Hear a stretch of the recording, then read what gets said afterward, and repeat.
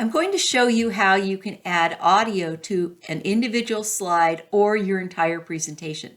So on the Insert tab, click Audio, and you can either record your own audio or upload it from your computer. That's the one I'll choose. And once I've selected the audio, it puts an audio icon on the current slide where I inserted it.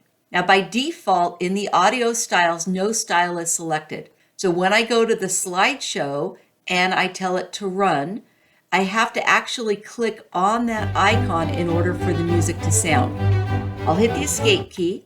While I still have the audio icon selected, I'll change it to play in background. And also notice I have a check on play across all slides. If that was unchecked, it would only play on the current slide. I'll go back to slideshow. I'll tell it to play from the beginning, and it automatically plays throughout the entire presentation.